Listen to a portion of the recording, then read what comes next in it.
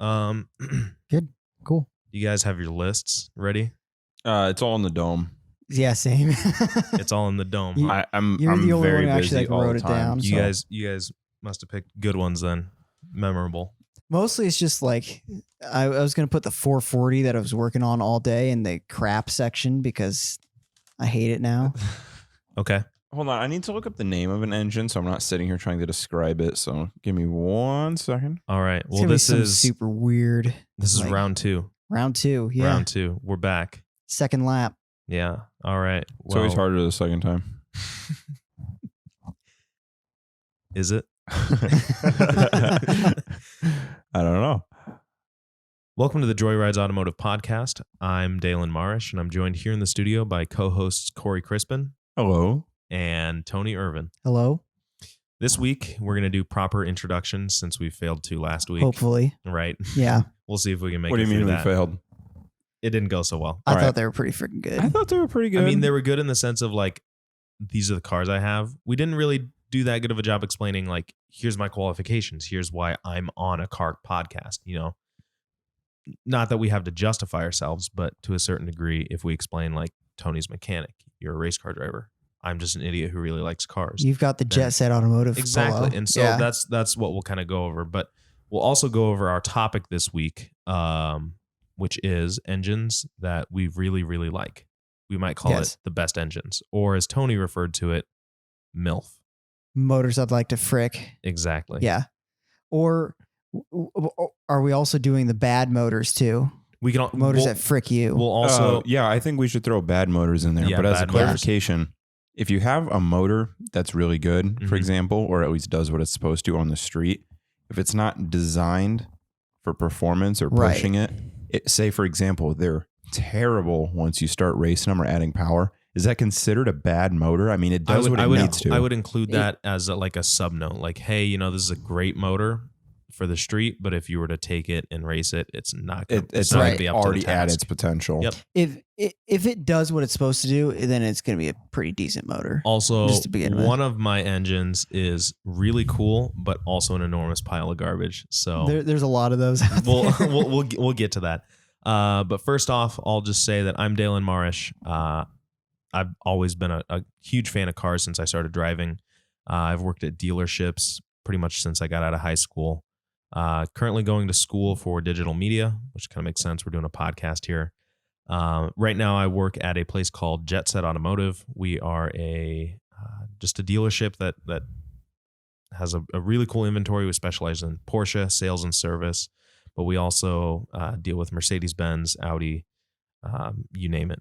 Lots of big luxury performance. We're kind of dabbling into electric cars as well, which is a nice thing. And our sister store is Duffy's Classic Cars, which is where Tony works. Yep. I'm a mechanic there. We work on older cars. It's kind of the same thing, but more of like muscle cars and older pre-70s. We have some 80s stuff too.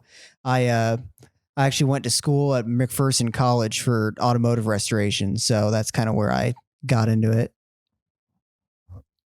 I do a little bit of automotive restoration kind of thing. Where I work, we work on semis, and I do a lot of the body work on there. So I've done a lot of repairs, molding fiberglass, Bondo, and just stripping things all the way down to bare metal, repainting them, doing a whole bunch of different stuff. So I've learned a lot through there. However, since we only do semis and occasionally a different vehicle, like today I did an F-150, but for the most part, it's either semis or rental, like fleet cars. So nothing super interesting comes in. But I do own a couple of interesting vehicles that we've already gone over, and I've been racing stock cars, starting my 5th season here soon. I was going to say, Tony, we are amongst a champion now. Oh, yeah? Yeah. Yeah, I've got a stock car championship under my belt. Woo! 1 so far. That's all you need. Yeah, more coming. Come on. It's more than either of us have combined. I don't know. Yeah. Jacob and I have that Redneck Races trophy. That's true. Yeah, it's pretty serious. You want to tell Corey about that? Oh, I know about it. You do? Oh, okay, yeah, good. I've heard you do El Camino versus Trans Am. Yeah, I lost.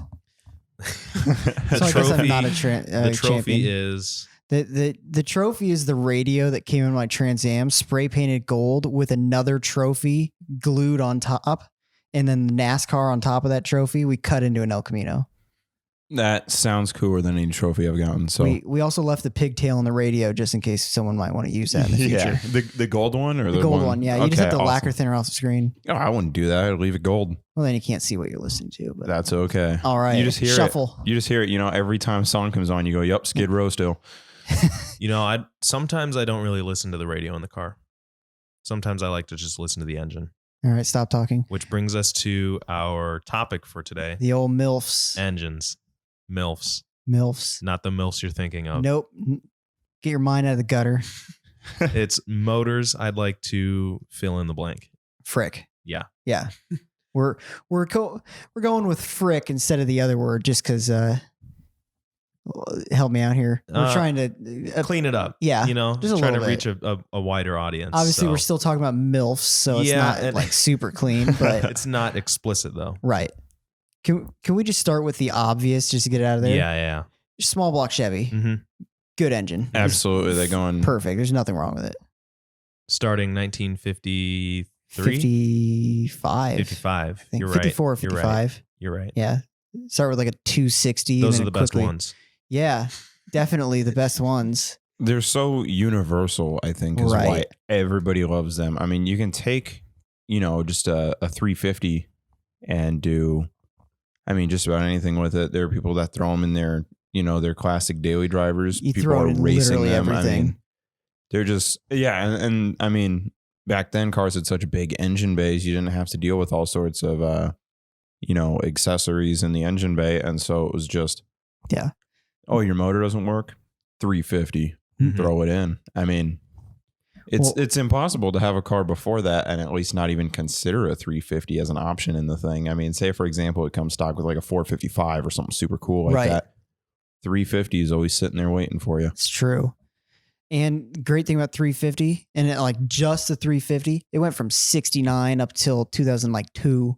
So there were just so many engines out there that you can just get parts and stuff for anything. Yeah. And you can, I mean, parts are available everywhere because they went in so many different things. Yeah. I mean, from cars to trucks, even SUVs. I believe your grandpa's Suburban has one. Yep. That what model year is that Suburban? It's a 73. 73. Okay. So yeah, I mean, Yeah. Didn't they also make marine motors with those? With 350s? Yeah. Oh, yeah. Mm-hmm. Our neighbor's got a houseboat with two of them. So, and they're not powerhouses, but they get the job done, Mm-hmm. which is pretty much all that. I mean, I don't want to say that's all it does, but it definitely gets the job done. For sure. Yeah. so I'm going to take this into the 350's modern cousin. Actually, it's almost more like a child. We were all thinking this. I'm sure everyone had it on their list in their head. The LS North Star. family of engines, not the North Star. The LS family of engines. I mean, Yeah. the LS1 started it all. 5.7 liters. Just it went into a bunch of different vehicles. You know, the Corvette got it right out the bat, and then Yeah, that got it before anything else, didn't it? yeah, I think they got it in 97, and then the following year, 98. The Camaro and Trans Am both got them. And then people have been throwing them in everything for a long time. It went into the 2004 GTO as well. Although those are made fun of because it got replaced with the LS2 for the following model year. So Mhm. you're Those down are a little 1 bit year of only. horsepower, but the LS2, you know, decent engine. Nothing insanely remarkable about them. At least, Just more power. yeah. Can't argue with that.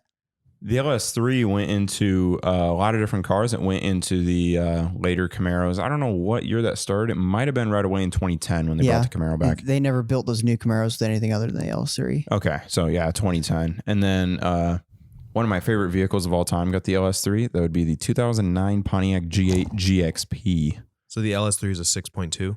Yes, Yes. 6.2 liter, made like 440 30, brake horsepower, I think, somewhere around there. in the GXP. And then, of course, you get that paired to a 6-speed manual. I mean, you could not be bored in that car. Right.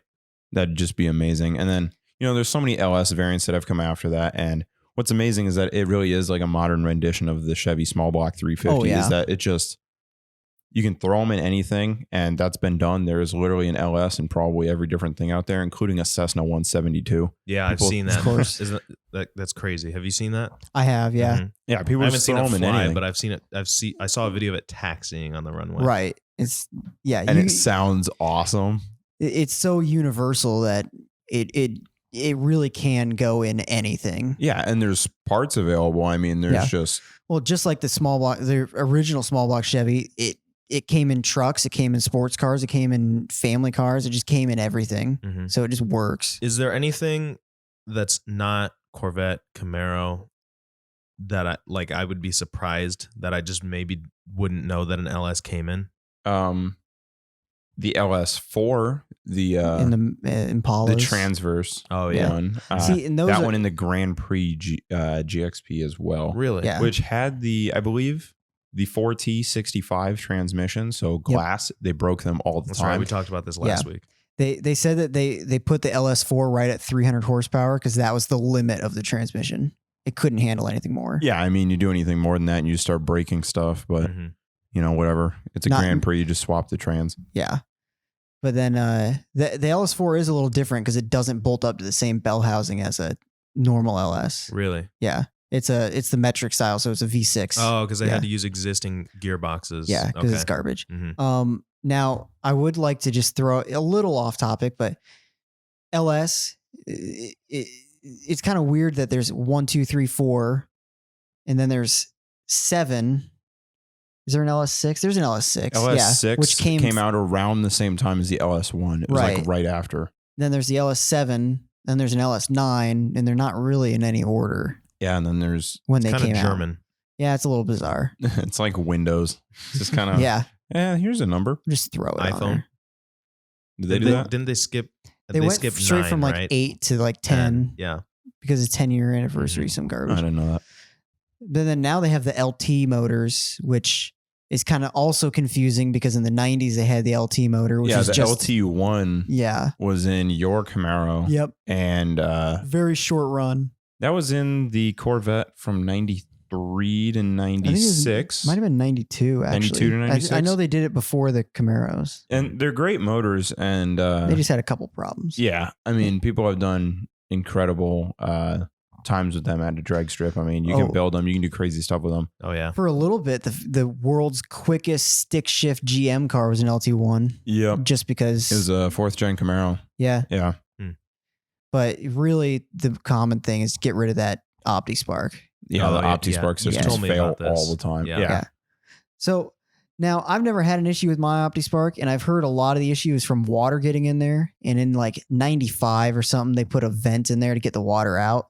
And I would imagine that would do a pretty good job just for street use. You're not doing anything crazy. Sure. Yeah. Well, unless you are. Well, right. Yeah. And it's funny that the LT1 was in those 4th gen cars, and they're like, oh yeah, if this thing gets wet, it has issues. What do we need? Hood vents. They just Well, they it was kept putting scoops and everything on there, Yeah, that was a little bit of an oversight. just allowing more water into the engine bay. I will say though, and my LT1 was rated at like 260 horsepower, 270 horsepower, some garbage, but it is a hell of a lot different than my small block Chevy now. It's so much more power. Oh yeah. Yeah, that thing was a burnout machine. That's all it could do. All right. You guys All right. kind of took this the easy route, so I'm going to do the same exact thing. The BMW N52, which is what's in my 1 Series. Just 6-cylinder. Yeah. Yeah, pretty good. You chose your small block Chevy, you chose your LS. I'm gonna say my engine. So the N52, are you guys familiar with these at all? Other than the fact that Absolutely. it's a 6-cylinder, then no. Didn't think so. So I'll tell you a little bit about them. They were produced from 2004 to 2015. They were available in 2.5 or 3 liters. 3 liters is the way to go. You don't want the 2.5. Why is that? Come on, you just want the full 3 liters. more I displacement. actually Duh, didn't know right? that they made a 2.5 They did. That's what's in like 325i, on the 525i, like E90, E60. Are those the twin turbo Okay. ones? No, those ones are just a 2.5 that's liter. the naturally S52, aspirated. right? Were your turbo No, cars? so an S52 is also a naturally aspirated motor. It's an M motor. The N54 is your twin turbo. That's right. Yep. Because the N52 and the N54 were, They're similar. it's a 3.5. No, 3 liters. The N54 is? Mhm. Oh, okay. I figured that was the 3.5 that went in the 135i. No, the 135i got a 3-liter twin turbo. Oh, so the name's a lie. Yep. Okay. Yeah. That makes big sense. lie. Big lie. Can I just say, these German engineers that name this shit need to die. It's confusing until you understand it. You just kind of have to study it, look into it, and you'll get it. But these N52s, they were one of the first engines to have the upper portion of the block made out of a magnesium alloy. Oh, and really? then the lower portion of the block is actually made out of aluminum. The reason they did that was lightness, but magnesium is incredibly corrosive. So that's why the lower portion of the block is made out of aluminum. Yeah. They've got steel bearing journals, and they're actually glued to the block. Kind of interesting. And they have alusil cylinder liners. It's Okay. like a aluminum silicon liner. Right. The engine is 22 pounds lighter than the generation before, so the one it replaced. It's got a variable electric water pump. It's got these little disaflaps. It's just like a 3-stage intake manifold, kind of directs airflow. So some interesting technology. It's got a cast magnesium valve cover, and the highest output version made 272 horsepower at 6650, and that was in the X3, which isn't That's a pretty ton. good. Not a ton of power, but Right. it's a corporate motor. Say 220? 272. 272. Okay, yeah, that's pretty decent. So, I mean, it's decent for a corporate motor that goes in your 3 Series, 5 Series. I don't want to say entry level, but it's pretty low on the list. It's a basic engine. Yeah. It's the base That's most pretty good- engine pretty above good for their a basic 4-cylinder engine. models. Yeah. Yeah. Other things I really had was just that it's, the 135s or the 335s make incredible amounts of power. They come from the factory at like 300. There's people out there making 500 plus with them. Right. And, these are on little lightweight cars that weigh like 3,000 pounds. So really the big draw to the N52 is that you don't have any of the turbo problems that you would have with the 54. There's no high pressure fuel pump like there is with the 54, and there's no direct injection. So really you're kind of getting a little bit more reliable, about as reliable as a German engine can get. Yeah. Without any of the problems. But, you get the drawback of less power. The only other the only other problems that these engines have is that they get kind of clattery when air gets in the lifters. And the big way to deal with that, and the way that apparently the actual dealerships will deal with it, is just warm the car up and then let it sit at 3,500 RPM for a couple of minutes, and then it bleeds it. Oh, Problem over. all right. Easy. And the one annoying thing, Corey knows about this, they've got a lot of single-use aluminum bolts. They're everywhere. Yeah. Those are the ones that snap off when they're like... If You put them in and they crush.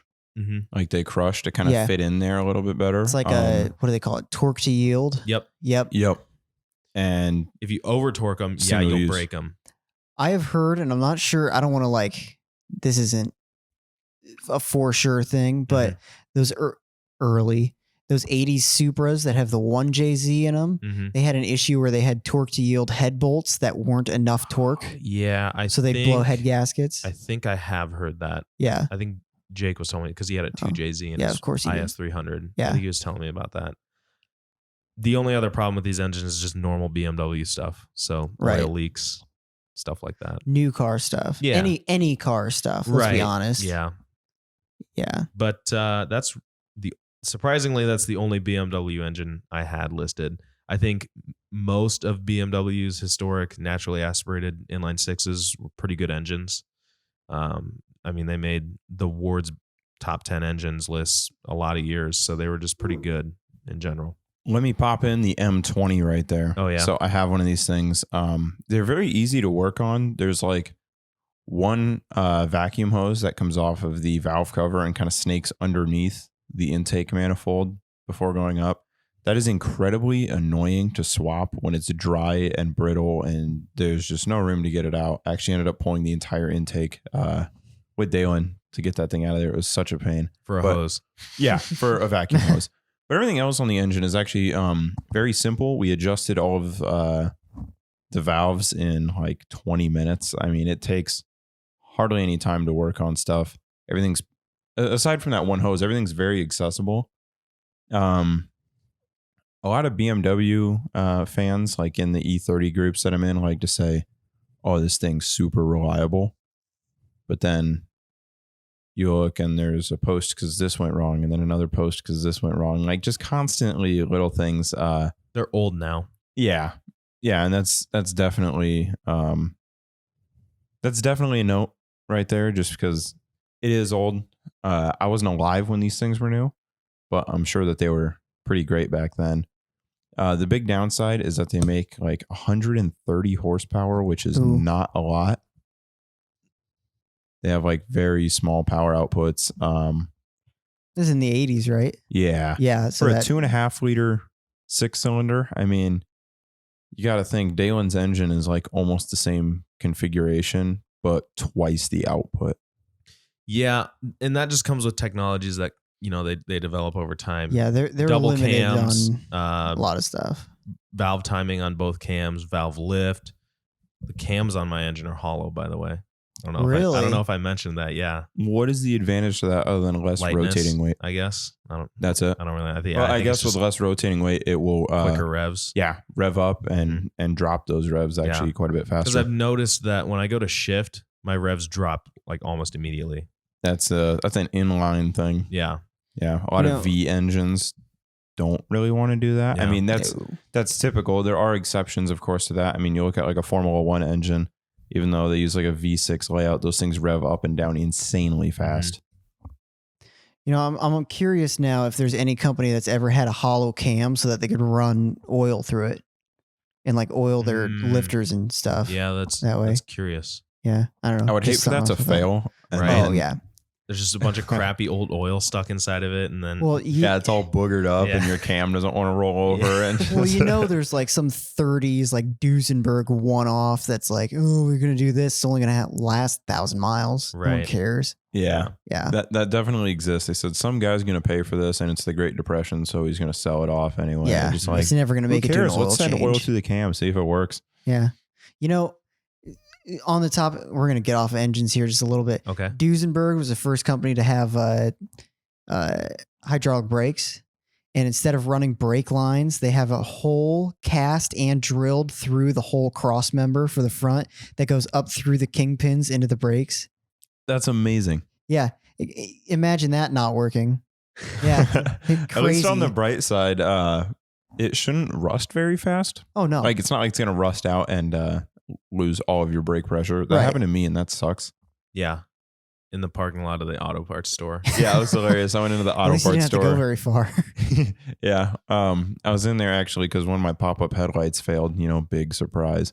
And as I'm leaving, I didn't notice anything, like, pushed in the clutch, put it in reverse, and I roll back. And as I'm like out of my spot, I go to push in the brake straight to the floor. Yep. And there was just a pile of fluid underneath. And I was just, I don't know. I was like, why did this have to happen? Definitely been there. Boys, you got one? I got one. All right. I'm going to keep it German too. Okay.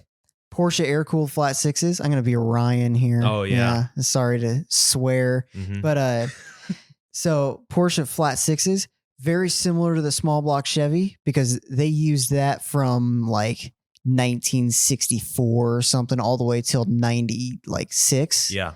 And for the most part, parts are interchangeable. Right. They came in any configuration you could possibly. I think they were like 2 liter up to like a 4 liter. You can mix and match parts all you want, and build strokers and de-stroked, and then even the ones with like the mechanical fuel injection that everyone says is like garbage and doesn't work and all that. Like it's a really good setup. I've taken a couple apart that were like 200,000 miles and still everything's within spec. You can still use everything. That's awesome. Yeah. Is that a Bosch mechanical fuel injection? It is a Bosch mechanical fuel injection. I believe it's Bosch. I know that the like the 914s, they had a Bosch EFI setup. Oh, okay. Yeah. You didn't know that? No, I didn't. Is that like their It's their D-Jetronic. Oh, they it's also had D-Jet? like J-Jetronic. Okay. But the better than Motronic, right? Do you have, what? Do you have Motronic? Motronic on What the hell's Motronic? That's what the M20 uses. Is it? Yeah. Okay. Because they had like D-Jet, K-Jet, Yeah, they had a lot of L-Jet. Oh, L-Jet. That was the Yeah. one that was on the like 1.8s. Do any of those letters mean anything, or was it just the Germans? So I they don't Okay. really know. picked something in there. I know D-Jet D is some German word.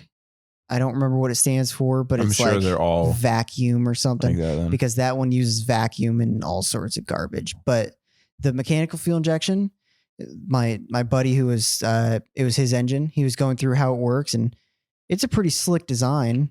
Like when it works great. Obviously, parts are expensive, and that's the big thing. But it helps your engine last a lot longer. Those engines are super cool. Yeah. Just to see how it had changed over the years, and really, Porsche got their money's worth on that. You know? Yeah, definitely. Like just, and they really, really worked that engine to make every ounce of power it could. Yeah. Some of then those they went 4 water liters cooled. make like crazy horsepower for an Yeah. air cooled, even going into the 90s, Mhm. an air cooled engine. Mm-hmm. It's pretty crazy.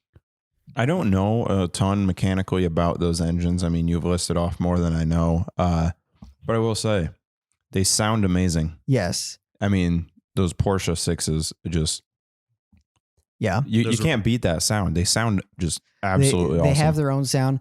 Plus, having, and I know this because of motorcycles, having an air cooled engine as opposed to a water cooled, the water muffles a lot of the sound from like the internals of the engine working that you can't hear otherwise. Mm. So just being in an air cooled engine, just first startup, you hear a lot more noises, and it's definitely something you have to get used to driving it, but it does sound really cool. Mm-hmm.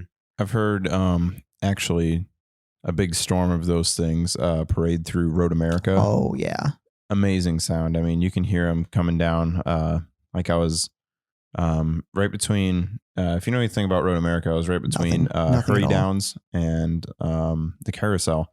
Mhm. And there was a bunch of just Porsches, like 70s, 80s, 90s Porsches just racing through there.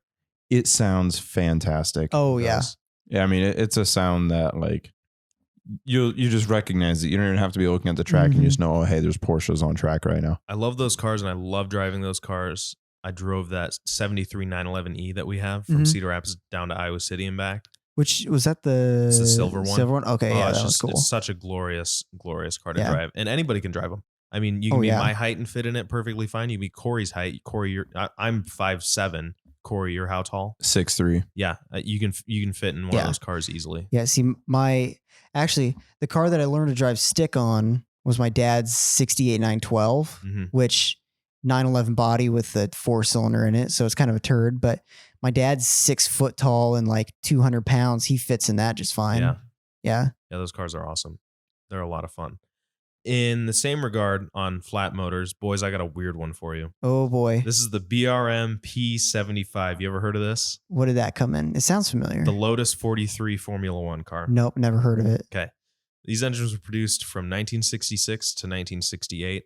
They were a 3-liter H16, which was just 2 flat 8s stacked on top of each other and geared together. Yeah. This was before Formula One had like an engine standard. Yeah. So they were just building crazy things. Ferrari was just like, hey, how many revs can we get out of a 6-cylinder? You know what? We'll make it a 12-cylinder. And they just, I mean, I've never listened to any of these cars like on a track, but I can imagine that it's like, you know, the mid 60s and you're at a Formula One race and you just hear this Every car sounds Lotus, different. Ferrari, just Mercedes was in it back then. Just hearing all of that coming down the track, it'd just be insane. With the it wasn't Formula One, but you're familiar with the Auto Union. I don't know what it's called. That open wheel car. Yeah, that- yeah. I know what you're talking about. Those, I know they had a V12 and a V16 model, but just a weird thing about it, it had 1 in-block cam and 2 overhead cams. So the intake was push rod and the exhaust was overhead, just so that they could fit the drive shaft through the middle. Really? That is Yeah. amazing. That's insane. Bizarre. I would hope it's reliable. No. Well, if you want to It's get into just not. reliability, let me tell you about this engine. So, starting out, they weighed 555 pounds. That's a The heavy engine or Pretty the whole heavy. car? The engine. Oh, Lord. That's a heavy engine. By the end, though, they got a lightweight version that weighed 398, which is better. That's That's not still horrible, pretty though. heavy compared to the competition of F1 at that point in time. They were fuel injected. They hit peak power at 10,500 RPM. Ooh. And as far as power goes, the first year models made 390 horsepower. But in 1967, they updated it to a very nice 420 horsepower. Yeah. They featured dual radiators because, of course, they did. Dual fuel metering units, dual distributors, dual water pumps, and they had an extremely narrow power band. All right, this is where we get into the fun part. They were raced by Jackie Stewart, Jim Clark, and Graham Hill. Don't know who any of All those people three are. of them are legendary. Yeah, All right. they're big legends. But this engine had one really, really, really fatal problem. The crank would disconnect and fly off inside of the engine. Yeah. And it happened on multiple occasions. You want to know how often it happened? How often? They entered this engine in 40 races in 2 different cars. So it was in some Lotus cars. It was in a couple of BRM cars. They entered it in 40 races. It only finished 10 of those races. Ooh. It was that common. Just like Jackie Stewart's ripping around Monaco, and he's like, I wonder if the crank's going to leave on this lap. Pretty bad. Yeah, that's a terrible reliability history if it's finishing 25% of what it enters. But Well- I love the concept of 2 flat 8s stacked on top of each other and geared together. Making To me, an it H16. reminds me of the BMW. What was it? The 850 that had 2 inline 6s. Yep. The And they big just said V12. basically what it was. 2 batteries, 2 alternators, 2 water pumps. They just took 2 engines and decided Boom. to They're now combine one. them right in the middle. We had one of Now those at Kiss. Duffy's a couple years Now ago too. Kiss. Those are sweet. Those are sweet. It was very underwhelming. I don't know Really? if that one was just garbage or Well, it if had like an auto. Yeah. it It was was like an a auto. 4-speed auto. Yeah. On the whole H16, I know in a lot of bombers in like World War II, they use like 22 liter H20s and like, because, back in the 40s, the way that you get more power is more displacement, more Yep. cylinders. It was but like Rolls Royce made like a what was the, it? It was the like Merlin. it was like a Oh, 42. the Merlin. The Merlins That are was just the crazy. Mustang motor, wasn't it? Yep, it's like a 20 liter V16 or V12. Someone, Yeah, and they Yeah. took stuff like that. They put it in the P51. Yep. It went in the Viewfighter. Like the RAF was just obsessed with like, what if we just had a massive V16 in the engine, like a or lot in of the those in the plane, and they just kept doing that. And Rolls Royce was actually producing those insane engines, and it makes you wonder, why didn't they choose to put it in a car? It'd be so cool. There are people who put them in cars, but they never came in them. Insane Obviously, people. yes. Yeah, there were some crazy people that did that. I'm gonna have to think of the manufacturer, but a lot of those V16s were made in, or V12. I can't remember which one it is. A lot The of them. Merlin engine? Yes. I believe it was a V12. Okay, a lot of them were made in America. Actually, one of the major car manufacturers, I can't remember what it was, but it's not one that's around now, bought the design, converted it to standard, and then just made those Really? for bombers and stuff. And I think those are the ones that made like 1,800 horsepower. Mm. They also had 2-speed superchargers, which is kind of cool. Yeah. Yeah. So Yeah. I'm wondering. You said it's not around, but I was wondering if it was either Ford, Pontiac, or Packard, because I know all three of them. I think it was Was it Packard. Packard? All three Yeah. of them had a really, really big war effort in Yeah. World War II. Everybody did. I mean, you Pontiac- had to. I don't You think were almost Pontiac forced to by made the cars government. for like 4 years, from like 41 to 45. I don't just think didn't make anybody cars. made cars No. after like 42. I believe there was a government thing. It was like, Yeah. okay, all production is going towards the war effort. Like, at hey, this please point. build a tank. Mhm. Yeah. It's just kind of how it went. A lot of people, the government said, okay, you have to give us like, I don't think it was that you have to, but it was like, we're going to buy your car from you kind of thing because we need the steel. You're going to donate this or something. That's why a lot of the pre-war cars never like survived. Yeah. Yeah. Let's go back because we mentioned we're on the World War II engine topic. And so I actually just had to quickly, this wasn't in my head, but it made me think of it. So I had to quickly search it. The M4 Sherman, the tank everybody knows and loves, Yeah. you picture tank in your head and it's probably a Sherman For that sure. you visualize just because, they're Or so an popular. Abrams. Right. That's if you're a modern guy. Okay. Before the Abrams, the Sherman was the tank. hmm I mean, it wasn't like the coolest tank out there, like a Tiger or anything like that, but it was the American tank. It used a 9-cylinder radial engine, and it produced 350 horsepower at 2,400 RPM. And so these things were barely turning over, but they were producing pretty good numbers. And I remember hearing that they actually they replaced that engine with some absolutely massive Ford V8. I don't know the displacement. Absolutely massive.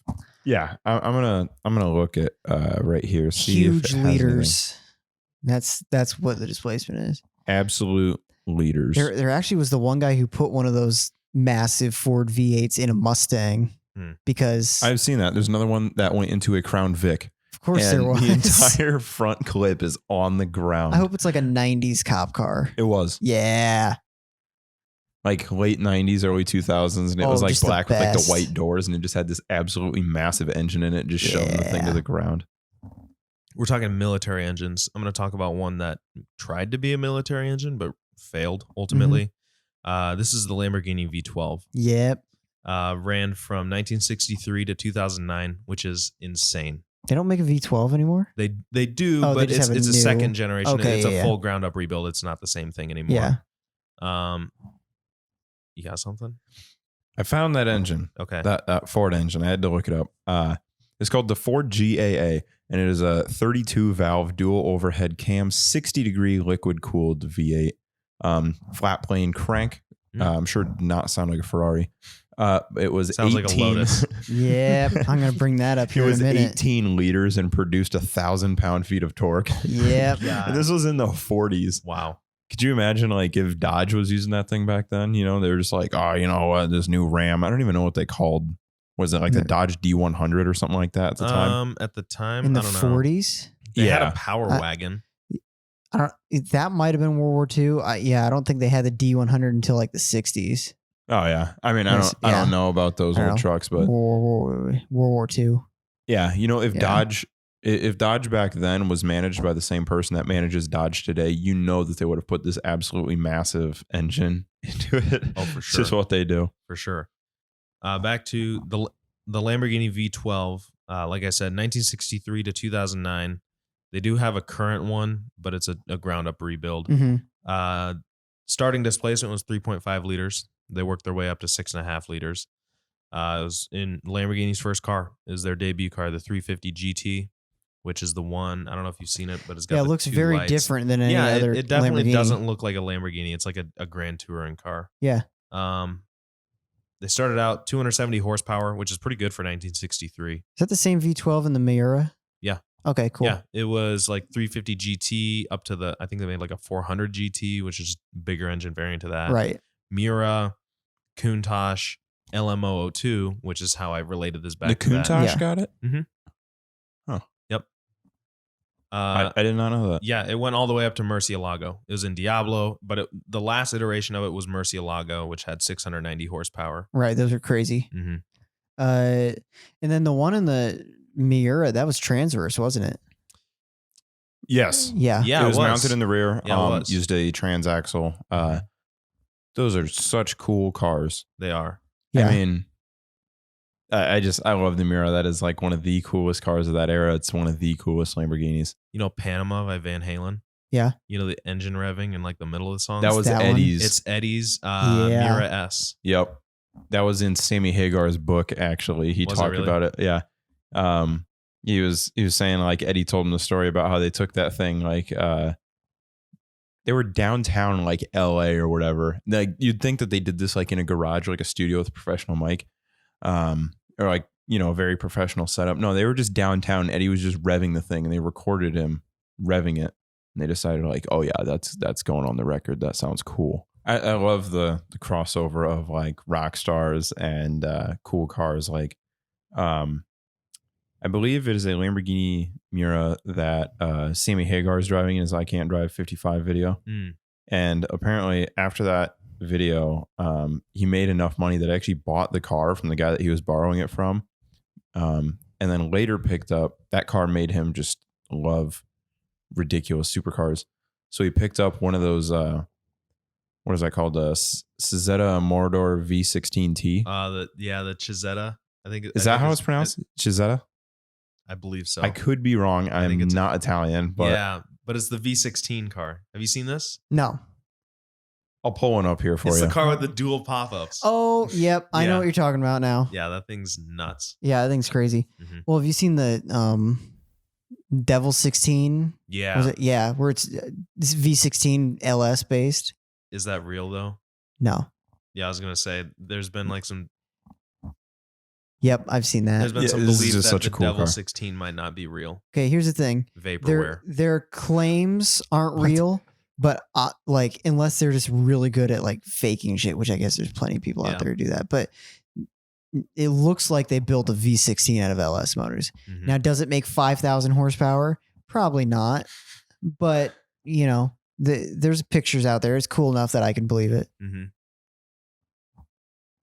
Yeah, I forgot. Oh, Lotus V8.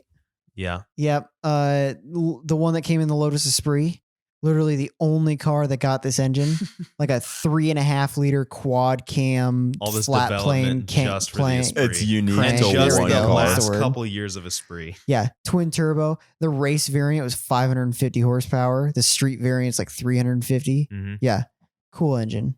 They sound great. Oh, yeah. fantastic. That's pretty sweet. It's weird that they didn't heartily use it. You'd think that some company would be like, hey, I kinda went want that thing. Toyota after that. You know, Right, They started Yep. using Toyota. Yep, the engines. Elise is Toyota. Mhm. I think the whole point was just it was a race motor. It never came in any street cars, and they're just like, we'll put it in the Esprit. Okay, makes sense. Go for it.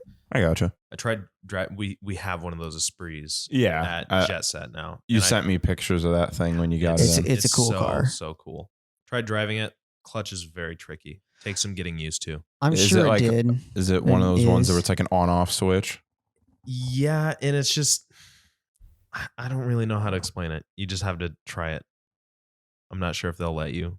Just walk I in. understand. Especially since it's not one that we're selling. Yeah, It's for the owner. Yeah, So belongs to the owner. Oh, it's for the owner. Mhm. Oh, okay, cool. Bought it at Monterey. Monterey.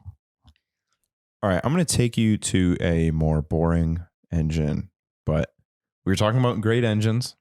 That's the point of this episode. So I'm going to take you to a really good one. I didn't know the name of it. Had to look it up.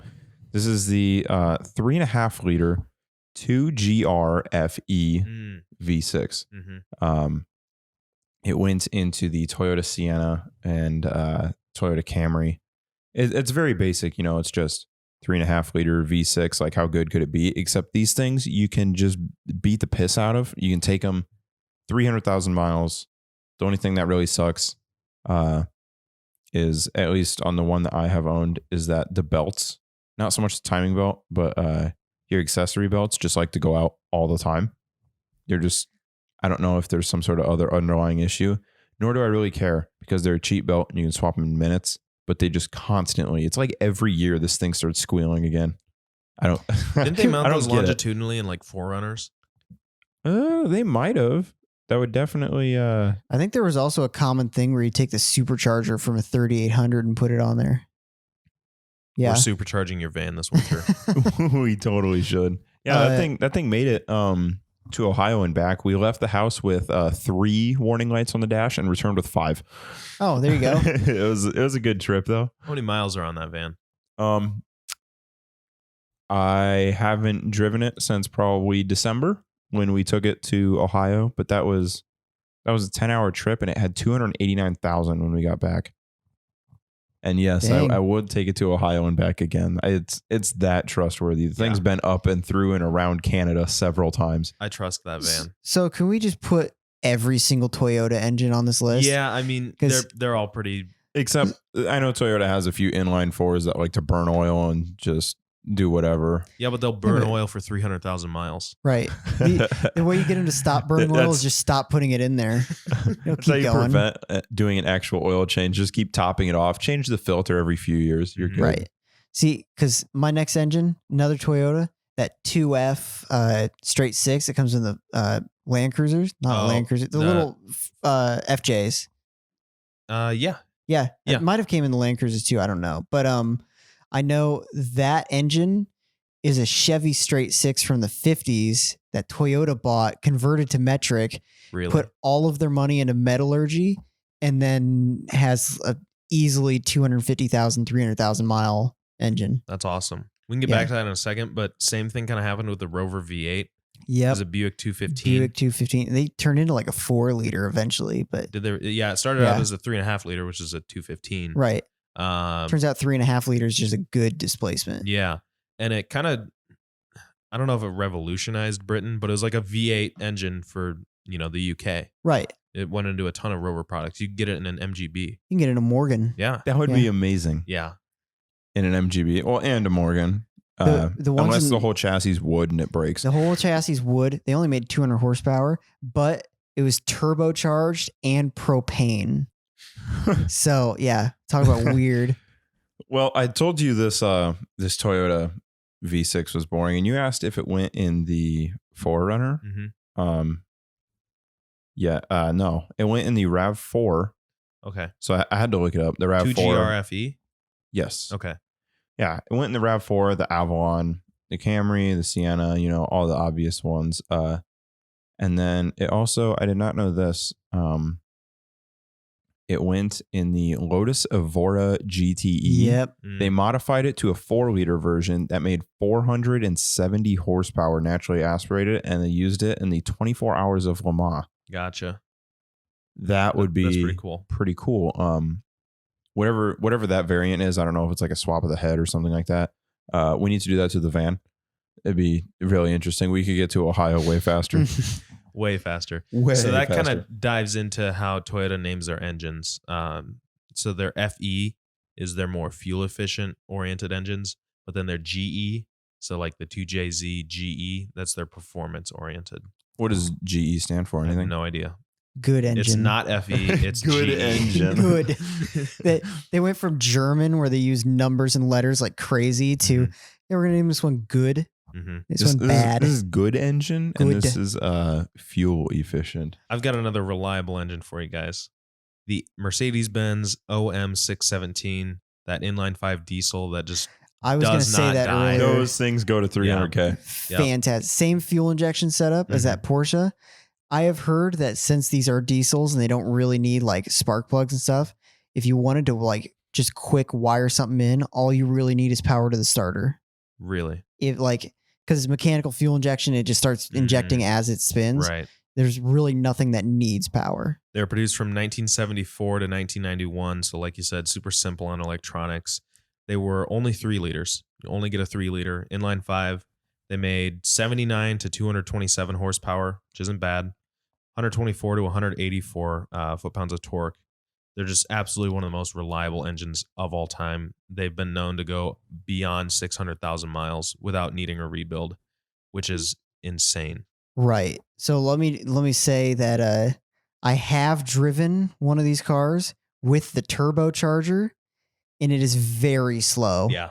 Extremely slow. You can put your foot all the way to the floor, and you wouldn't tell a difference.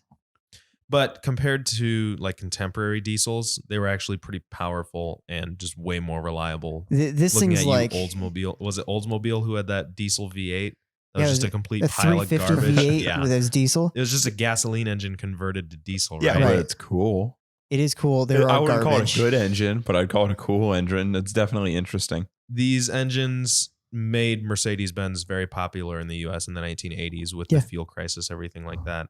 And fun little fact, I'm sure you guys know this, but these engines are kind of known for being able to run on vegetable oil Mhm. and biodiesel. But if you don't process that stuff properly, you can kind of damage the engine. But still, it's crazy that you can just dump whatever you want in there. Yeah. I've heard you just cut it with actual diesel. Oh, really? Like 2 parts vegetable oil and then the rest diesel. Really? Like 8 parts diesel, whatever. However the math works. Yeah. And yeah, it just burns it. Doesn't care. That's amazing. It's crazy. The engine just eats anything. Right.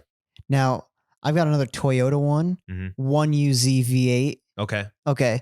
Probably the most over-engineered V8 Mhm. ever. Is that the one that goes in the LS400? LS400. Yep. God, I can't remember the displacement on those, but they're like They're 4 liter. 4 liter. Okay, that makes sense because 400. Yeah. They're like every single year after they came out, I think they said they spent like $1 billion like developing this. Mhm. Every single year after it came out, the connecting rods got smaller and smaller and smaller because they over-engineered the first year so much that like by the last year of the 1UZ, they were so much smaller that the red line is like 500 RPM higher. They also they tried to do a Le Mans car with a mid-engine. I mean, it's going to be already mid-engine, but an MR2 with a 1UZ twin turbo extended. Oh my God. Yeah. Where can I get my hand Could on you one of imagine those? heading Well, down there's only Mulsanne one. Straight and you go into that kink and it just snap overs to yours? I would Well, not if you trust an extend the MR2 like that. wheelbase of an MR2. Yeah. Now, imagine being in Le Mans in like some really expensive Ferrari and an MR2 passes you. Imagine how pissed It's you'd got be. one headlight up, one headlight down. It's burning oil as we speak. Right. But that And another rust falling off. rust falling off. That's another engine that's like easily a 250,000 mile. At 250,000 miles, it's still going just Mhm. fine. Yeah. For sure. Most over-engineered engine. Did you ever see the advertisement they did with those? With the where champagne they glasses? stacked the champagne Yeah. glasses on top That of that it. was pretty cool. I don't know if it was actually running in the commercial. I think it was on like a dyno. Was it? Yeah, it was driving. Oh, And it's okay. just so It's so smooth that they so just sit there. balanced. It was a Mercedes competitor. Yeah. Yeah, and now they're like $4,000 Mhm. because it's a '90s luxury car. Still, they'll go forever. Yeah. And that's awesome. Couldn't you also get that? They made like the SC 400. Yes, they which made was the like- coupe. Yeah. Yeah. Because the 300 had the 2JZ, the Mhm. 400 had the 1LE or the 1UZ or whatever it was. I'm Yeah. confusing a lot of stuff. But Yeah. apparently the 1UZ is a very common dirt track motor in Australia.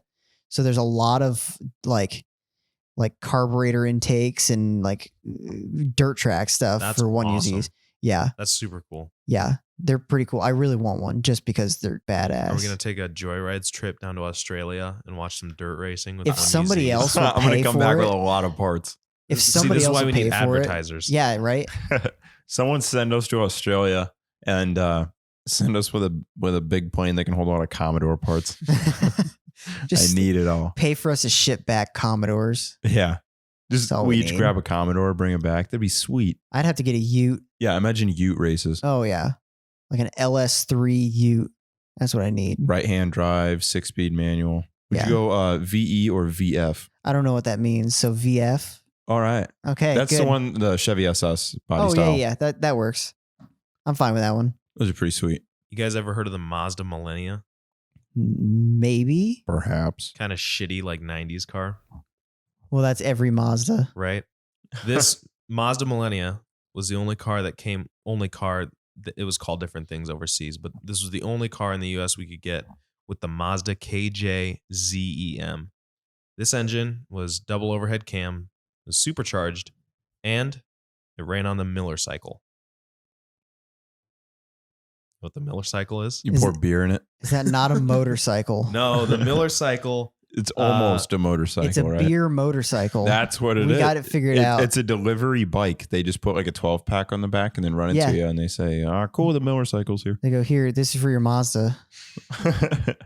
The Miller cycle was developed in 1957 by some guy named Miller. Shocker. Right? Yeah. It was used on ship engines and trains for a while, but then Mazda decided, hey, we're going to do this. So basically what you do is it's the same as the auto cycle, except you leave I don't know the what intake that is. valve open. The auto cycle Yeah. is like your normal 4-cylinder Oh, okay. or your 4-stroke Yeah, okay, standard yeah. for gasoline and diesel engines. Mm-hmm. But you leave the intake valve open for a little bit longer. And then what you do is, as it's coming up for the compression stroke, you're actually pushing air out, Mhm. which normally you wouldn't want to do. Right. The engine's supercharged. So you still have that pressure there. And then the valve closes. You've overcharged the cylinder. And then basically what happens is, and I hope I'm not getting this wrong because I read like a Wikipedia article on this at like 1 a.m. Was it But yesterday? yeah. Yep. Okay. And basically what happens is it's all compressed and then you're then expelling the air and fuel and then everything's fine, whatever, it blows up. But what you get out of this is you get greater expansion because you're getting it out back into the intake tract, Mm-hmm. which means that you're getting more cooling of the air fuel mixture without modifying the engine at all. And then you can have, it'll just burn better. Right. Is super advanced timing. So with that, I guess I should back up. When you have that cooler air charged in there, you can advance the timing a ton. So basically, you're just getting a super efficient engine with lower emissions that puts out a good amount of power. They weren't like powerhouses by any means. They made 217 horsepower out of a 2.3 liter V6, but still they had they were way down on emissions and way up on fuel efficiency. Right. With just kind of a weird, cool sort of thing. What's the little crappy Honda? Is it an Insight? with the weird like wheel covers. Oh yeah, it's kind of like a Prius. So so Those I run remember. Atkinson cycle, like a Prius does. I don't know what that is No? either. Okay, I that's learned another old weird car engine stuff. cycle. All right. We do 4-stroke. That's Yeah. all we know. But those I heard that they run on like a 30-to-1 air fuel ratio. Yeah. So I was wondering if that was like something weird cycle Just thing. hungry Maybe Like it for might air. have to do with the Atkinson cycle, which is kind of similar where it leaves that open. And I think the big difference, I might be wrong on this, but I think the big difference between the Atkinson cycle and the Miller cycle is that on a Miller cycle engine, you have to have a supercharger, either positive displacement or twin screw, Mhm. so that you have that. Constant Yeah. pressure. Mhm. Interesting. Is there a reason that the Miller cycle is not used very often? I mean, what's the big drawback to it? Do you know any? Like, why are we not all running it? I don't know what the big drawback is. I'll look into it though, and I'll bring it up next Probably episode. something with like All right, awesome. cost and efficiency Probably. and something. Yeah. All right, and since we're on the topic of good engines, and you guys were just talking about supercharging, I'm going to bring you to what we have all been thinking, and I think Tony mentioned it earlier: 3800 Oh, supercharged. yes. Oh yeah. Now, people do like mods to these things where Even the NA motors are pretty freaking good. they're incredibly stout. Mine was at 287, and the motor was still strong. The trans was still strong, but the rear of the car rusted out. Subframe gave up, and the trunk of the car actually hit the ground. It rusted through because Iowa. But then we actually donated the engine and transmission to somebody that needed them. So there was almost 300K on them, and somebody still wanted them because it was, I guarantee that thing's still on the road. Those things are insane. But the supercharged version gave it a little bit more power. It's like 240, I think. I think So- the later ones even went up to 270. That's pretty good output. Yeah. then. I mean, they're not an insane number. It's not anything to write home about, but it's a good number. And I mean, at least the car can get out of its own way with that kind of, And they're that big kind of power. cars too. Oh yeah, and they went in the Bonneville, the Park Avenue, the Grand Prix. There Regals was- had them too. Yep, the Regal, and then there was a longitudinal version that went in the Camaro and the Firebird. But not with the supercharger. Yeah, not supercharged. They The naturally should've. aspirated They should one. have. It's because the supercharger sucks out of the back, so it hit the firewall. One build that I really want to do is I really want to build like one of those open wheel cars just to rip it around the back roads because it'd be fun. And I always thought I've got a 914 sitting at home with the transaxle, and I really want to mount a 3800 to that with the supercharger and have that as my open wheel car. If this takes off and we get some sponsorship opportunities, we're building an open wheel car. Frick yeah. I have an open wheel helmet. So Do ya? yeah, I got a motorcycle helmet. How much different is that? there's no laws when you're driving on a dirt road. Hear me out. What if we did a Top Gear style? Can I use that word? Yeah. An op ear style. Yeah. What if we did that? 3 guys competitively. We all build our own open wheel cars and compete them against This is each a other. bad idea. This is a money pit. I do really want to If build we're a all Formula given V the same car. parts, because I have a background of racing cars and how to set up cars, I'm confident I could probably win that. Yeah, which is exactly why it'd be a completely open class thing. Yeah. I mean, if we all use the same parts, I don't know. Okay. Define open wheel because I'll take a freaking not a like a Cavalier or something, just cut the wheel wells out. Well, then I'd be good at driving that thing. That's true. HHR. There you go. The big open wheel HHR just saws all the fenders right off. Find a body Veyron and just everything. cut all the body work off. frick it. Oh Need a man. good blade to go through all that carbon work. Oh man. I actually did find a Volkswagen Bug that's cheap enough to where I'm like, man, I wouldn't feel bad cutting it up and making a Formula V car. But at the same time, I don't want to spend all of my money for my engine on this car on a Bug. Mm-hmm. So that's not gonna Can we happen. get really stupid and buy one of those like 20 horsepower engines that you can pick up at like a Harbor Freight and then just build a chassis out of like PVC pipe, All right. like an open wheel, and just like, I mean, I know one of us is going to get hurt from this, but we need to do it. That'd be a lot of fun. Hear me That'd be a out. ton of fun. I had talked to one of my friends before about doing this. 6.5 horse Predator. They're $100 at Harbor Freight.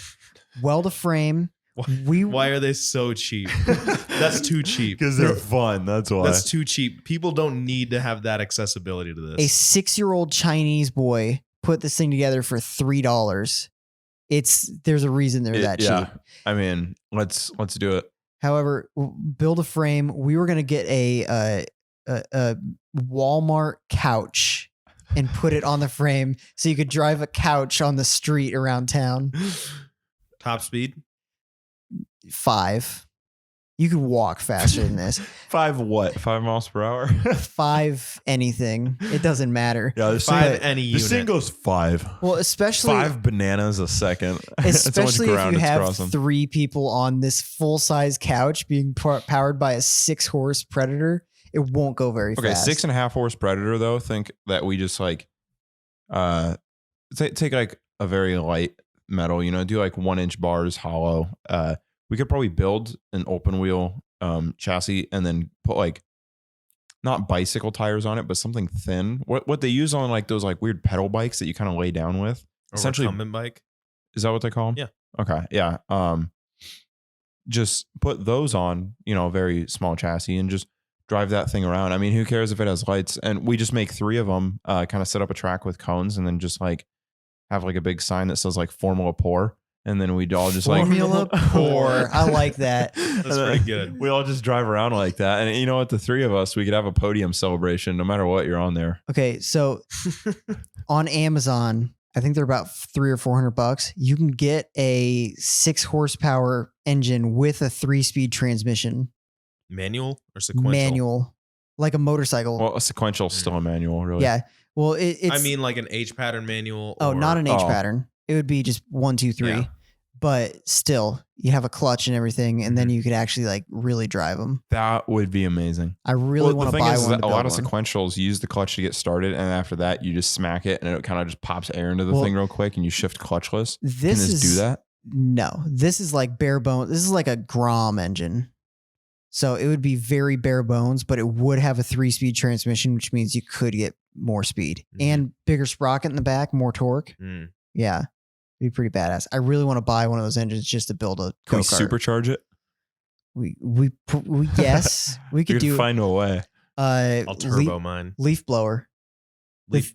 You know what? I've heard of the leaf blower supercharger. They did that Actually, on like Roadkill or something like that. Yeah. But I feel like on this small of an engine, that might actually have some effect.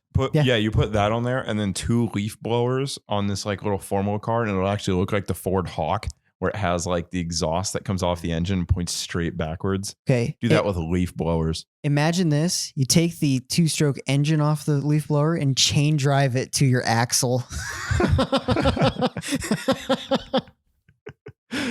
How redneck can we get? How fast can we get? That's what the question should be. How fast can we go for $1,000? Okay, so no joke. Not even $500. How fast can we go? Not the little $400 engine with a transmission, because $400 is a lot of money just to blow up right then and there. But $100 Briggs and Stratton, I'd hook a leaf blower up to that. Yeah, no, I would too. No doubt about it.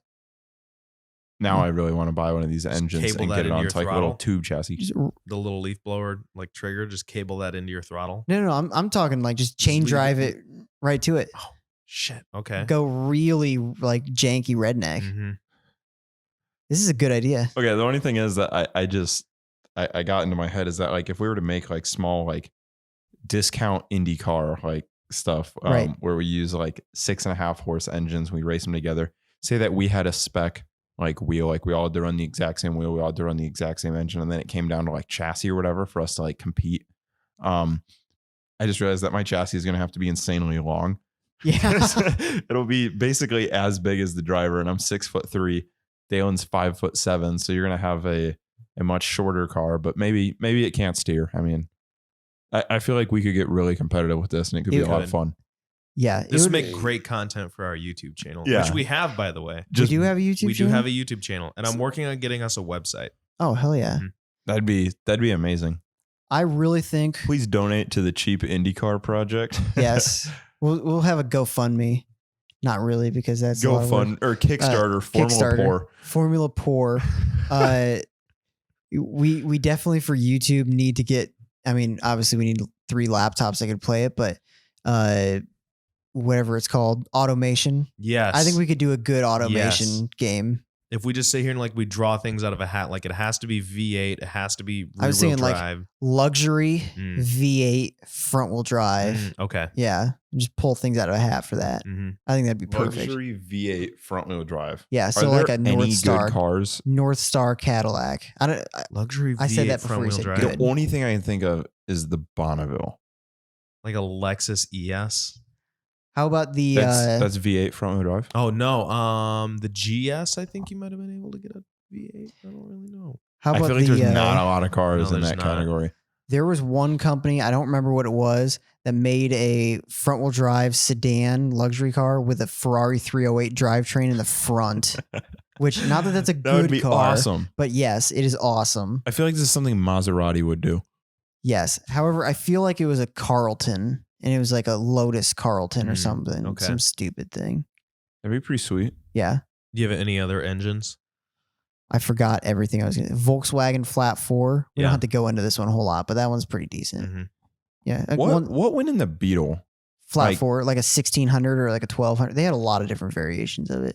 I don't know a whole lot about them. I It just was know. like same motors in the Type 2, the van, right? Right. Like all I know is it's a very universal like layout. You can use it for just about anything. And for what they were used for, it was a pretty good setup. Yeah. I drove that little buggy that Duffy's has Yeah, I think today. it's sweet.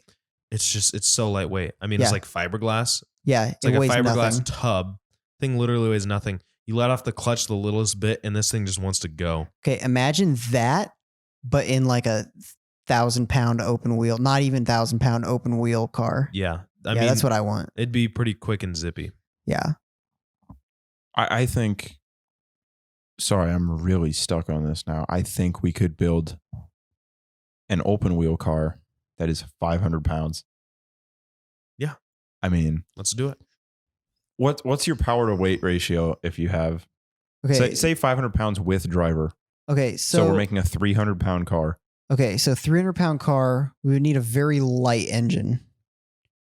That Predator motor. Yeah, what's that But- Predator motor okay. weigh? Like 50 pounds. Not a lot. I had one on my mini bike. But problem with the Predator motors, you don't get a transmission. And without a transmission, it doesn't really matter how much you can't weigh really go because that it's fast. yeah. That's true. That's why Formula V Would car, that run straight to the axles then?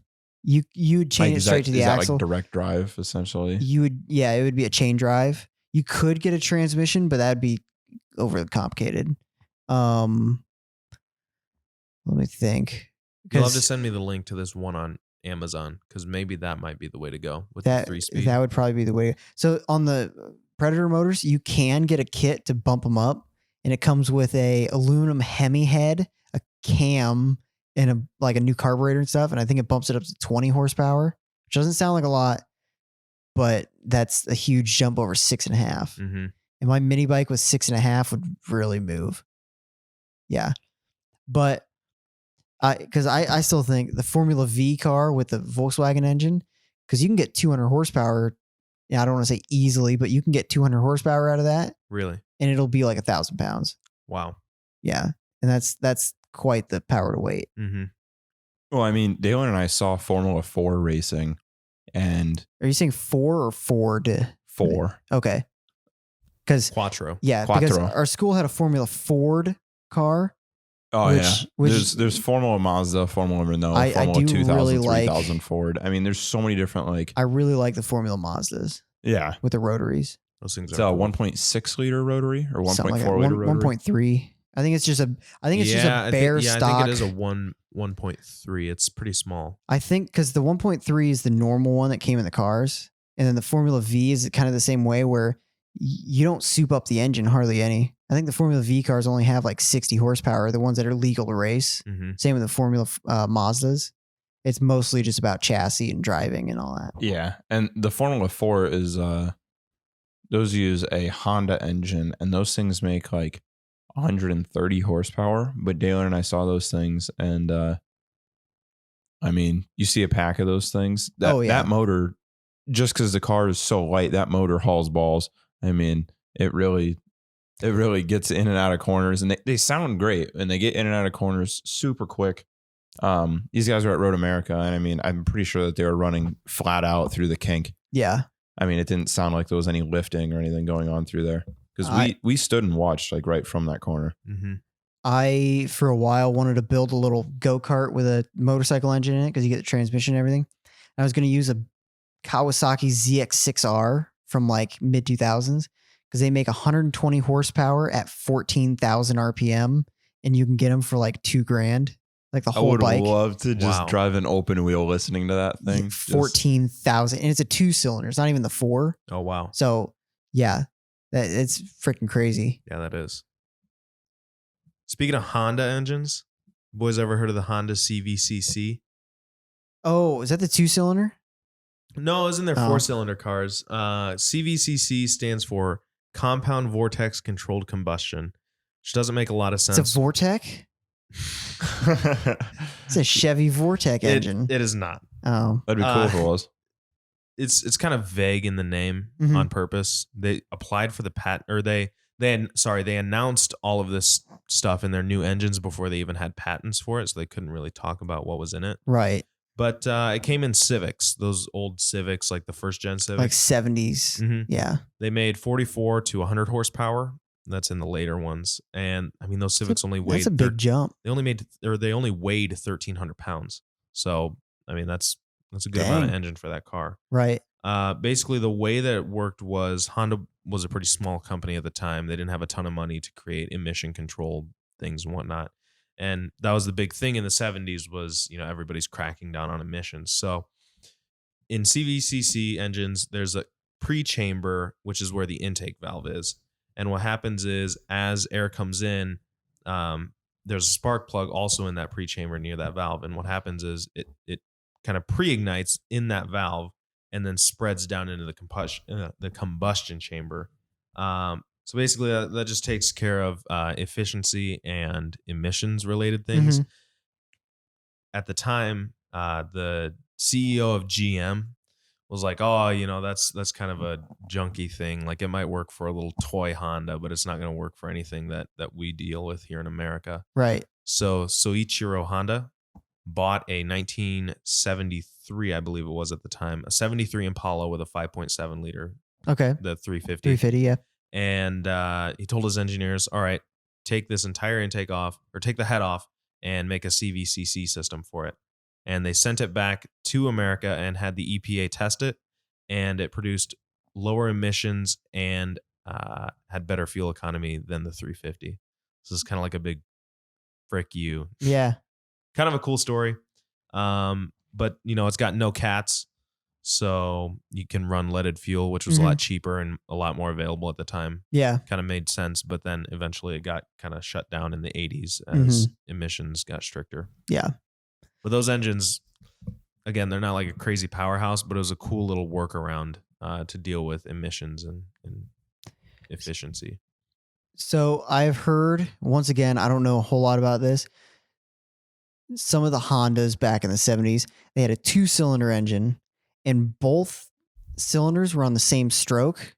They moved with each other instead of being opposite. I think this is the N600 or whatever, their first little car. There's no way this thing was balanced. Yeah, that was a problem. They just shook. They just shook like crazy because it just there's Dale nothing and I- Dale Dale and I were talking one time. Imagine a concept of a V8 where all 8 cylinders fire at the same time. Oh my You'd have to like Lord. combine them on some sort of shaft together and then run it so that like the crank is just one big counterweight that swings around and it just kind of lifts and lowers all 8 cylinders at the same time. Could you imagine the exhaust? Just boom, boom, boom. It'd have to be 2 cranks, wouldn't it? For them all to be up at the same time. You'd have to create some sort of lifter system that it allows Yeah. it to. Unless you just chain 2 cranks together. Yeah, Like Bugatti used to do. Well, don't- that, and I can don't think- imagine that you'd turn the key over, and then as like soon as you put it in gear, it'd just fire that one time and it'd just bend the drive shaft. Oh my Lord. Especially if it was like a high output V8 and not like a 305. High output. Be like 100 horsepower. This is going to be our next project as Joyrides. We're going to make a V8 that every cylinder fires at the same Oh, time. jeez. It would really, really make it easy to get like ignition timing. Oh yeah. Yeah, You wouldn't you have know- to figure absolutely. anything out. Yeah. Fuel injection. Yeah. Even Yeah, an what's the idiot could figure firing out order? fuel injection. All. One spark plug. It's just a torch that just shoots into a combustion. We take the CVCC thing. There's actually a spark plug up near where the fuel injector is, because I'm assuming if we have one spark plug, we also have one fuel injector that feeds everything. All right. It's just a The fire entire hose of intake- fuel just blasting in The there. intake manifold also is where combustion takes place. So it spreads down into the cylinder. Just Okay. start the car and it just crack the manifold immediately. Hear me out. We heat the whole head till it's glowing. No spark plug. It just does its own thing. You have to preheat. you let the car heat up for like 10 minutes and then you're like, yep, time to go. You put it in gear and things just break. Driving your That would be car is awesome. as inconvenient as like baking a pie. And you thought Preheat this it. Lotus engine was unreliable. Better idea. What's the biggest one cylinder engine we can make? Like imagine like a 4-liter one cylinder where the piston's just like a pizza pan just going up and down. Oh my Lord. The thing would shake every bolt off of it. Have you ever going would be back amazing. to our like good and bad engines? You ever heard of a twin single cylinder engine? Oh, is this where they come together in the middle? No, but That'd be a those box are or cool. two. No, So- well, because in a boxer they go apart from each other, right? Right. There are engines where the compression happens. The because diesel engines, they go the two together and so cylinders you come get together. crazy Mhm. compression. But this twin single, also called a twingle, if you want to be like cool and They should hip. put the Twingle in the Twingo. Twingle and a Twingo would be pretty good. Dibs on that band name. Sounds like Twingle an and a album. Twingle. Anyways, so the Twingle is a 2-stroke engine before they really had like turbo and supercharging kind of like capabilities. And it's one cylinder split in the middle with a divider and 2 pistons in it. So one piston does all your compression like a supercharger and then feeds into the other one. Interesting. I feel like I have heard of this concept or seen like some sort of graphic on how it works. But Yeah, they weren't very popular. well, yeah, but it's just why would you do that? I mean, It's cheap. What about that Honda motorcycle engine with the long cylinder? Oh, yeah. I've seen that where You it's kn- like an oval. Mm-hmm. You know what the point of that was? It was to fit. They couldn't do like a V8, right? Yeah, for some race, they were limited to a 4-cylinder. Mhm. So they're like, okay, we'll make a V8 and just cut out in between the cylinders and just and like they had 2 spark plugs, 2 fuel injectors. It was just a V8 with the middle of each cylinder cut out. Mm-hmm. So it'd be a 4-cylinder. Yeah, I've seen that. It's just like each cylinder is a freaking bathtub, Yeah. which And there's 2 connecting rods, which makes too. it Yeah. a V4, Yeah. Right. which are not common at all. No, they're not. Lancia made a V4. Really? Yeah, way What'd they back put it when. in? Some garbage. I don't know. You mean a Lancia? A Lancia that wasn't a race car is garbage. Right. Yeah. But they look cool. They look really cool. They're like Alfa Romeo. Like they look really cool while you're waiting for the tow truck. Right. It's good. It's something to look at while you're sitting on the side of the road. Yeah. Death Valley. Alpha's bringing back a couple of their old cars. They're making a coupe now. Yeah. I wish the Giulia had a coupe version and they did like the roof It line of basically the 1 looks like a series. Giulia coupe. I'm trying to think of what it's called. Could you imagine like roof line of the 1 series, except it's a Giulia coupe? Mm-hmm. That'd be great. That thing would be awesome. They need a new GTV6 for no reason at all other than just GTV6s are kind of cool. Can you look up what the new Alfa Romeo coupe is? Yeah, I'll do Just that real 'cause I'm quick. curious. Also- I think I think they're using like a historic name, like bringing back a nameplate. Also, GTV6 was it was the Alfa Romeo, like Alfetta, some weird thing Mhm. with twin turbos. And that was done by or 1 turbo maybe. It was done by Callaway before they Really? did Corvettes. Yeah. Okay. Yeah. That's a big name. They also did Callaway at one point did a Mazda Protege. Yeah, Not a Millennia. not a Millennia, no. Did you find that thing? Plans for new Alfa Romeo GTV and 8C supercar have been shelved. I was right. Alfa Romeo will no longer be introducing 2 new performance models You by say 2022. 8C was the other one? Yes. Okay, cool. That Those are cool. sucks. Yeah, but this statement says that is not happening. They have canceled it because they want to focus on SUVs. and electric. like That's every other unfortunate. country. I would like a new company. 8C. Yeah, the That would be 8C pretty would be cool. the GTV would be really cool. Yeah. But you know what? Stellantis. I don't know what that is. Stellantis is that FCA. major merger Atlantis. No, Stellantis is FCA and Peugeot. Yeah, it's like it's PSA and FCA. So PSA was like all the French companies Mhm. and Peugeot FCA. seat. No, PSA was just like it's not doesn't stand for any. I think it's Peugeot is like the first one, but it's not like a bunch of brands. I know, but like, don't they own seat? Seat's Spanish. Yeah. Seat. Mhm. Seat. I don't know how to say it. I don't know how to It's say it fucking either. Weird. I just I say don't know a seat 'cause single I'm thing on they my make list. other than dumb hatchbacks. So. Right. I only know the ones on Forza, and they're all yellow on Yeah. Forza. All I know, Fiat is just going to take over the world. Oh yeah, they're the new Absolutely. Volkswagen. Yeah, they're the new superpower. Yeah. Yeah. What if it's pronounced Seat? It might be Seat. Imagine like a Fiat versus Seat. Fiat, Like, Seat. Fiat yes. versus Seat.